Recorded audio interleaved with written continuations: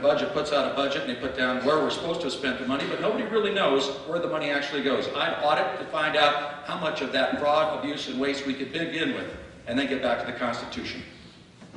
Thank you, Mr. Sitton. Mr. Antonori.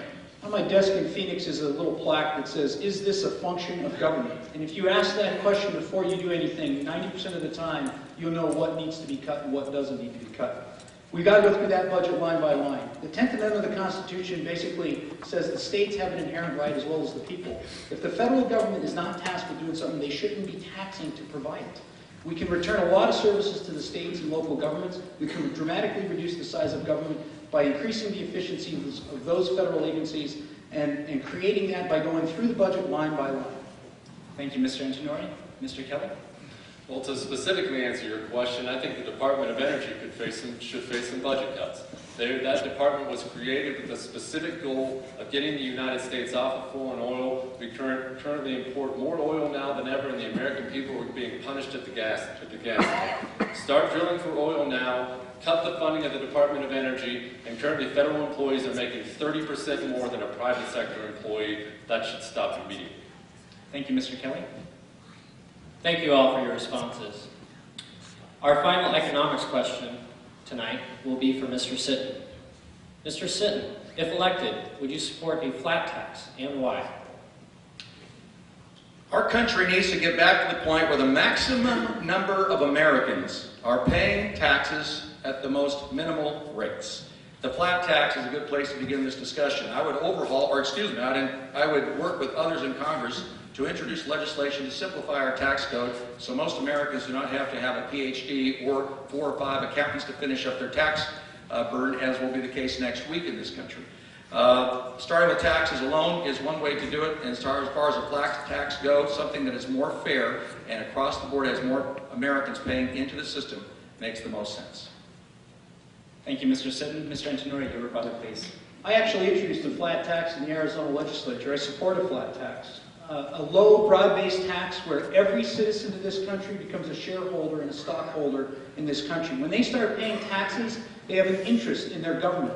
When they quit getting all the freebies and they have to start paying for them, they become more responsible citizens. So I absolutely support a flat tax. Everybody should bear the cost of freedom and liberty in this country, no matter how little, no matter how much. Everyone should chip in and pay. Thank you, Mr. Antonori. Mr. Kelly? Absolutely. As we've always said before, we support a 10% flat tax. If 10% is good enough for Jesus, it's good enough for the federal government. Thank you, Mr. Kelly. Ms. McSally. We have got to simplify our tax code. Americans spend 6.8 billion man-hours just trying to comply with this tax code at the corporate and the individual level. So I very strongly support that we have to simplify the tax code and we have to lower the rates in order to put money in the pockets of people and businesses in order to create jobs and have growth in America with their entrepreneurial and innovative spirit. Simplify the code, keep it as low as possible. Thank you, Ms. McSally. Thank you, Kyle. Ms. Timmons, will you please ask your first question? Thank you, Mr. Prina. Tonight my questions are on education. Mr. Antonori, would you support Arizona receiving a waiver for No Child Left Behind? Well, I don't think Arizona should be involved in No Child Left Behind, and I don't think the federal government should be in the education business. I think the Department of Education, when it was started by Jimmy Carter, was supposed to increase student performance in this country. It's done the exact opposite. Our student performance has declined, but we're spending $62 billion a year on education at the federal level. We got 5,000 bureaucrats in the Department of Education spending our hard tax dollars in Washington, D.C., when those tax dollars could be here in Arizona in our local school districts going into our classrooms. So I suggest getting rid of the Department of Education and bringing that money home to Arizona State. Thank you, Mr. Antonori. Mr. Kelly, your rebuttal, please. Yes, the American people as a whole, and especially here in Arizona, deserve a waiver from No Child Left Behind and all of Washington's control of our education system. A parent should not have to buy a flight to D.C. to talk to the people who are in charge of educating their children. They shouldn't even have to drive to Phoenix. They should be able to drive up the road. In short, we need to get Nancy Pelosi as far away from the education of our children as humanly possible. Thank you, Mr. Kelly. Ms. McSally. I think No Child Left Behind needs to be left behind. Instead of trying to get waivers, why don't we just get rid of this thing and get the federal government out of the business of trying to manage education? I mean, Vail Academy and High School is a great example of parent-driven, local-level innovation in order to provide a quality education to the kids. I mean, this is the way we need to go. So get the federal government out of the way so we've got the most innovative, best education for our children for now and in the future. And that is not with the federal government, so get rid of that thing. Thank you, Ms. McSally. Mr. Sitten. I'd like to return common sense to Washington, D.C., if that is possible. Mr. Antonori was right. It was 1978 when the Department of Education's come on board. 3 Democrat presidents, 3 Republican presidents, not one bit of benefit to students across the country. Bad ideas cannot be operated in Washington, D.C. by either party. That's why it's time to go back to the Constitution and find out what it is the federal government is supposed to do. Thank you, Mr. Sitten. Thank you. My next question is for Mr. Kelly on the topic of current events. When elected, Mr. Kelly, how do you plan to protect and reform Social Security for future generations? Well, this is a question that involves growing the economy. We must protect the benefits that seniors have earned. We have to fulfill our promises, give future generations choices. The only way we'll be able to do that is through energy. Drilling for oil, clean coal, natural gas. In short, our economy is currently not big enough to support the benefits that people have earned. We can grow that economy. We will grow that economy. That's the best solution to solve all of these problems and fulfill the obligations that the federal government must. Thank you, Mr. Kelly. Ms. McSally. Yeah, actually, oil doesn't have much to do with protecting Social Security for the future. We need to take a look at protecting the promises to our seniors, those that are at or near retirement, because those are promises made and they need to be promises kept. But for the younger generation, we need to be smart about looking at options to gradually increase the retirement age and keep some money in their pocket so they have choices and they can protect their own future. We've got to make some decisions in order to protect and defend it for those future generations, so that it doesn't end up being insolvable and taking over our entire federal government. So we need, again, people to understand this so they can make those decisions. Thank you, Ms. McSally. Mr. Sitten, your rebuttal, please. Let's get back to the balanced budget. If we've got a balanced budget, Social Security will be protected, so will Medicaid. That's part of the process. That's the beauty of the balanced budget. We need to modernize Social Security. And that, in part, is about protecting it and making it relevant for new generations with new challenges and more so new opportunities.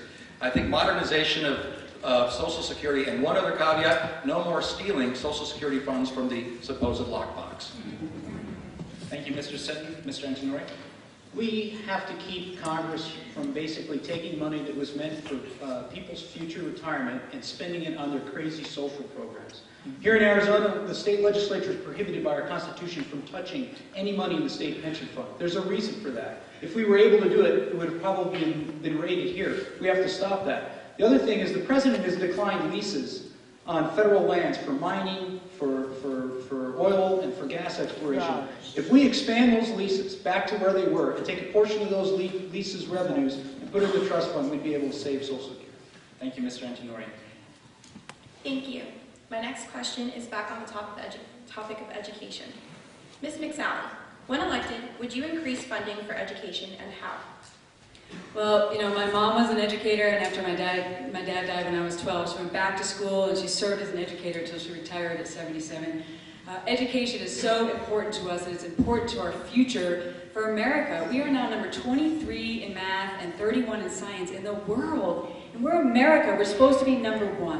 What I would propose is to get the federal government out of the business of education. Let's make sure that education is locally driven, parent involved, like the example we have here, where there's competition, innovation, and rewarding excellence, both by our students and our teachers and our schools.